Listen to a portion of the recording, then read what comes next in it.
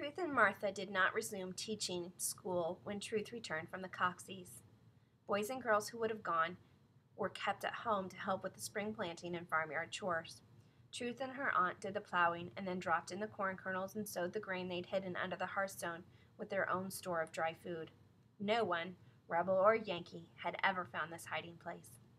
On a dark Monday night, friend Buchan brought his wagon to the Bardwell farm. He didn't come alone. Martha was with him, and someone else too. Matthew Bardwell was sitting on the wagon seat beside her. When his wife saw him, she whispered to Truth, "Go fetch Robert and Todd, quickly." Never had Truth run so fast. Her cousins followed closely behind her. They lifted their father down and stood in a knot of family, embracing him. Truth stood to the side. She heard her aunt ask tearfully, "Are thee well, Matthew?" "Well enough, wife. I do not see so well out of one eye now, but I am well enough to keep our farm."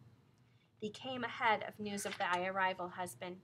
It must have been because there was fighting here." "Yes," agreed friend Buchan. "He came to us as a surprise." "Who cares how I came?" said Uncle Matthew. "I am here, and I shall stay. They claim the war will be ended very soon." Now he turned to Truth and beckoned her. "Come here and join us, daughter. Thee, too, is one of the Bardwell family. Thee has done a great deal for us, and it seems to me. Friend Buchan says thee brought Robert home all by thyself." "Not really. Squire and Lily helped me.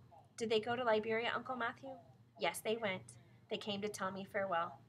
"Come into the house and rest, Matthew," said Elizabeth Bardwell. "I have a little tea hidden. I kept it for thee to drink upon thy return. There's fresh baked cornbread and plum jam." After hitching the horse and wagon to the gate, the Buchans, too, came inside for a while. Truth noted how Robert glanced again and again at the blooming Martha. She smiled as she told herself, "He takes notice of her now." Finally, the war ended. A passing rider brought the joyous news in April. Truth heard it at the front gate and ran to tell the Bardwells, first her uncle and aunt, and then Todd and Robert. Her cousins left the rocks at once, walking freely into the bright April sunshine. A half hour later, Todd saddled the thin old bay and headed out for Bentonville to see Lucy and the baby.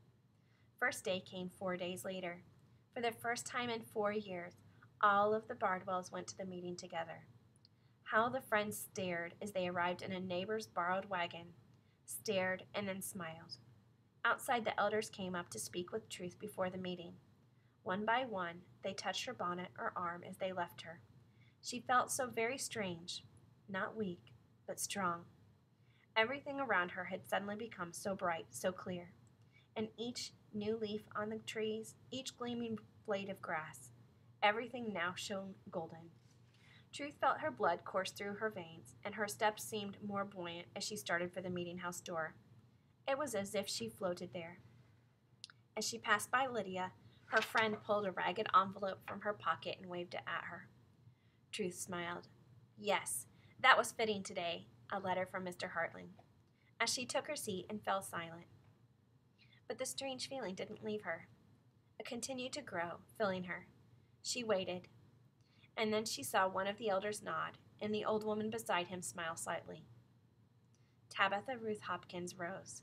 Standing, she said in a clear, low voice, "I am too young to speak to thee, I know, but there is something the Lord has done with me as his poor servant.